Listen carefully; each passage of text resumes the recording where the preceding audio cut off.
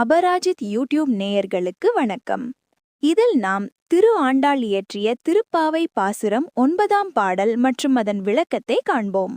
பாடல்: தூமணி மாடத்து சுற்றும் விளக்கெரிய தூபம் கமிழ துயிலனை மேல் கண் வளரும் மாமன் மகளே மணிக்கதவம் தாழ்த்திரவாய் மாமீர் அவளை எழுப்பீரோ உன் மகள்தாம் ஊமையோ அன்று செவிடோ அனந்தலோ ஏமப் பெருந்துயில் மந்திரப்பட்டாளோ மாமாயன் மாதவன் வைகுந்தன் என்றென்று நாமம் பலவும் நவின்றேலோர் எம்பாவாய். இதன் விளக்கம் என்னவென்றால், மார்கழி மாதத்தின் ஒரு புனிதமான காலை. இன்றைய கதை ஒரு அழகான மாளிகை முன் நடக்கிறது. அந்த மாளிகை யாருடையது தெரியுமா குழந்தைகளே?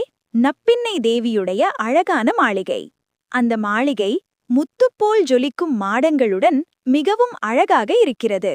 காற்றல் மனம் பரவி மெல்லிய அமைதி. அந்த மாளிகைக்குள் நப்பின்னை தேவி இன்னும் ஓய்வெடுத்துக் கொண்டிருக்கிறாள். வெள்ளையுடை அணிந்த கோபிகைகள் எல்லோரும் அந்த மாளிகையின் வாசலுக்கு வந்து நிற்கிறார்கள். அவர்கள் மெதுவாக அன்பாக கூப்பிடுகிறார்கள். தூமணி மாடத்து அழகான மாளிகையில் இருக்கிற நப்பின்னையே, நீங்க எழுந்துட்டீங்களா? உலகமே விழித்துட்டு இருக்கு. பறவைகள் பாடுது. கோபிகைகள் எல்லாம் தயாரா இருக்காங்க என்று கூப்பிடுகிறார்கள்.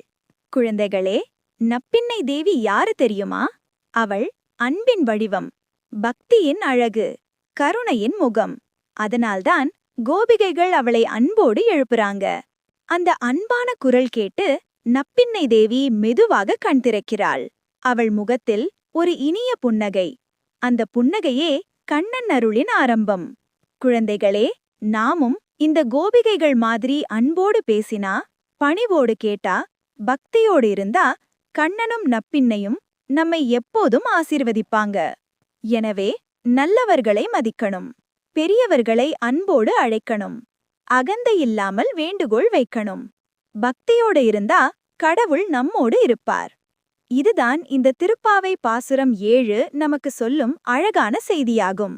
நாம் என்றும் சிறந்த மனிதனாக இருக்க வேண்டுமென்றால் அதற்கு வாழ்வில் பொறுமையுடன் இருப்போம், பொறுப்புடன் இருப்போம். மேலும் இதுபோன்ற அனைத்து பாசுரத்தின் பாடல் மற்றும் அதன் விளக்கத்தை நீங்கள் கேட்க வேண்டுமென்றால் இந்த சேனலை சப்ஸ்கிரைப் செய்யவும் மற்றவர்களுக்கும் பகிரவும். நன்றி, வணக்கம்.